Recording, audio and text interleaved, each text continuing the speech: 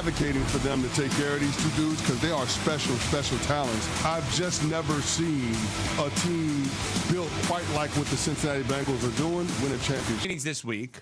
Bengals Executive Vice President Katie Blackburn had the following to say about the negotiations with their defensive end, leader in sacks last year, Trey Hendrickson.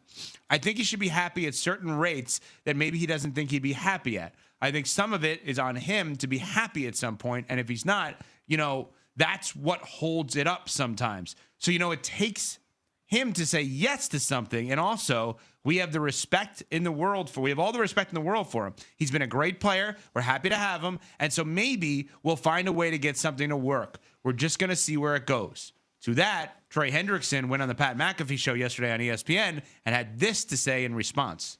His communication has been poor over the last couple of months. That's something that I hold in high regard.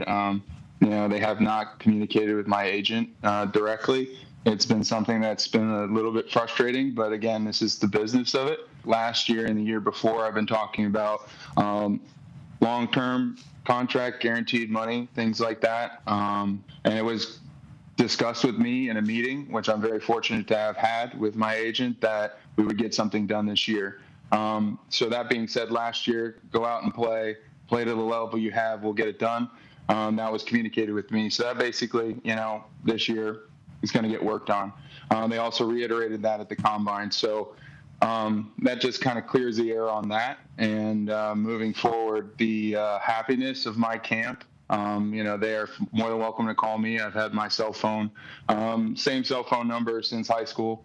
Open line of communication is always open with me and my agent. So if they have anything they'd like to discuss, we've been nothing but willing to listen.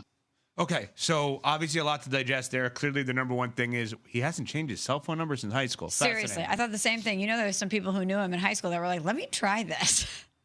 Yes, every single one of his high school friends would have assumed he's a mega millionaire. He's a superstar in the NFL. No way he has his number. Like, wait, he's got the same number? I'm going to text him. I need a loan.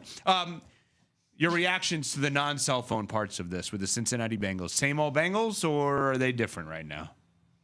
It sounds like the Bengals are trying to strong-arm him, and they're doing that by running out the clock because inevitably the options are going to dry up for Trey Hendrickson. Although they granted him permission for a trade, they haven't been able to consummate a deal, and the reports have been that the Cincinnati Bengals asking price is too high, especially when you consider that the acquiring team also has to give Trey a top-of-the-market contract. So that's the part that makes this a little more complicated, right? If you're Trey Hendrickson, the draft is the artificial deadline because presumably if Cincy is going to deal you, they want a piece that can help them this year given where they're at with their roster building, knowing that they put $70 million in two receivers. The Bengals are going for it.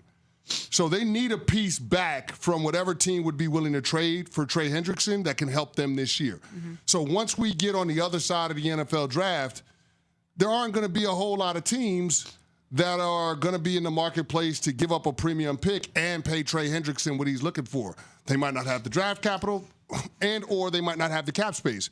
So if you're Cincinnati, the offer that you have on the table right now might not look appeasing to Trey Hendrickson, especially with some of the things that he's hearing teams would be willing to pay him around the league if they traded for him. But once those other opportunities dry up, because teams no longer have the resources to trade for and pay him, then all of a sudden the offer that Cincy currently has on the table starts to look a lot better, especially considering that you might not get anything better the rest of 2025. So they're comfortable playing the long game here, Cincinnati. That's what it sounds like. It sounds like they're going to try to run out the shot clock on Trey Hendrickson, wait for all of those other opportunities to dry up, and then get back to the negotiating table and see if that gives them a little more leverage. I hate this, though, for the player, because it's clear that Trey Hendrickson felt like they had an understanding in terms of his camp in the front office about when they would negotiate a market-level deal. Mm-hmm. Remember, in 2023, he signed a one-year contract extension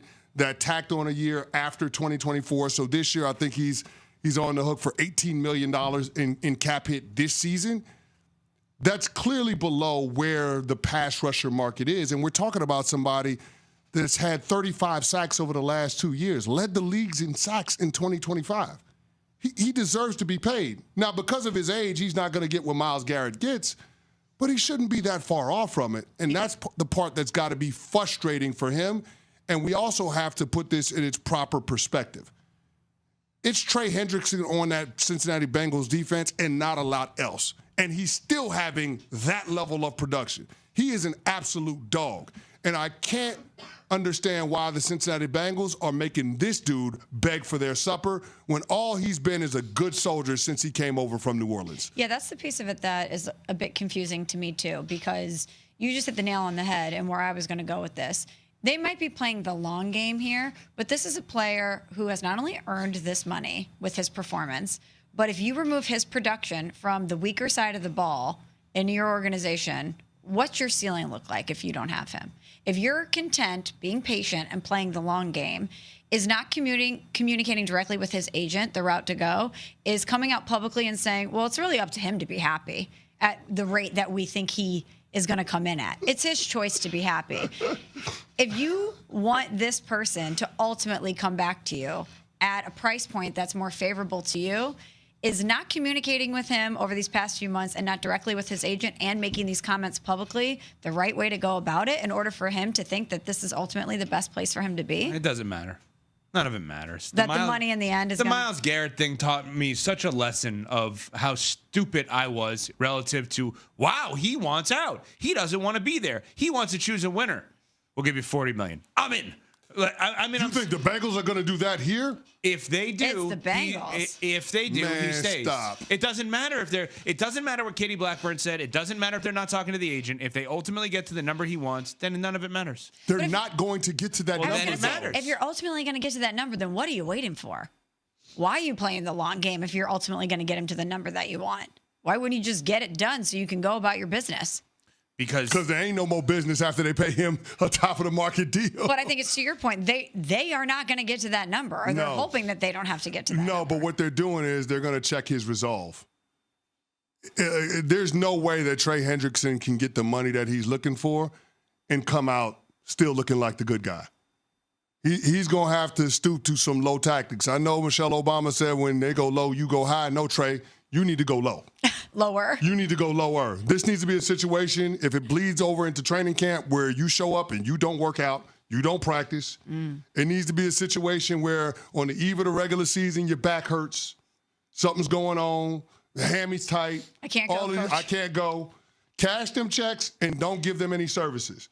Before it used to be the holdout. Now it seems like it's cost prohibitive with the fines, so it's the hold in. That's what Trey Hendrickson is going to have to execute. He's going to have to make this thing come to a head before the Cincinnati Bengals do something that he's happy with, either trading him to somebody that's willing to pay him what he's worth or actually giving him a market level deal to stay in Cincy. Something's going to have to happen, but until Trey Hendrickson is ready to be the villain in all of this, the Cincinnati Bengals aren't